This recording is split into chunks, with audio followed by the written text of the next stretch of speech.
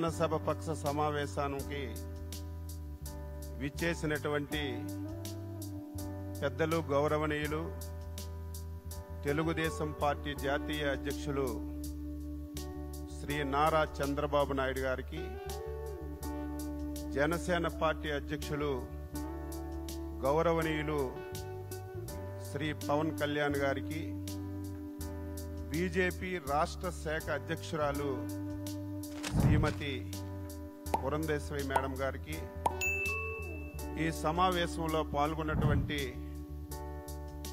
Telugu Desam party, Janasena, BJP నా తోటి శాసనసభ్యులందరికీ పేరు పేరున శిరస్సు వంచి హృదయపూర్వకమైనటువంటి నమస్కారాలు తెలియజేస్తున్నాను. దేశ చరిత్రలో ఆంధ్రప్రదేశ్ ఏర్పడిన తర్వాత ఇటువంటి అద్భుతమైనటువంటి విజయం ఇంతవరకు ఎప్పుడు మనం చూడలేదు. అటువంటి విజయాన్ని మనం సాధించాం.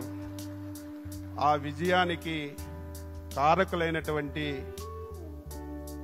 అధ్యక్షులు చంద్రబాబు నాయుడు గారికి, ప్రధానమంత్రి మోడీ గారికి, పవన్ కళ్యాణ్ గారికి, పురంధేశ్వరి మేడం గారికి మరొకసారి హృదయపూర్వకంగా శిరస్సు వంచి నమస్కారాలు తెలియజేస్తున్నాను.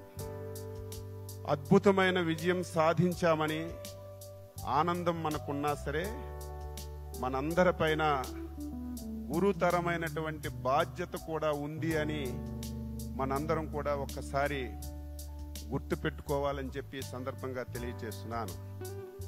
ఈ విజయానికి సహకరించినటువంటి 5 కోట్ల మంది ప్రజానీకానికి, తెలుగుదేశం, బీజేపీ, జనసేన కార్యకర్తలకి, నాయకులకి ఈ సమావేశం ద్వారా శిరస్సు వంచి నమస్కారాలు తెలియజేస్తూ, ఈరోజు తెలుగుదేశం పార్టీ శాసనసభ పక్ష నాయకుడిగా శ్రీ నారా చంద్రబాబు నాయుడు గారిని ఏకగ్రీవంగా ఎన్నుకున్నట్లు ప్రకటిస్తున్నాను.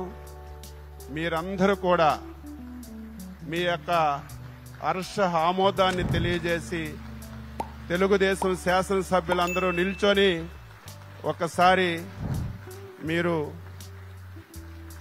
దీన్ని ఆమోదించవలసిందిగా మీ అందరికీ సందర్భంగా కోరుతున్నాను.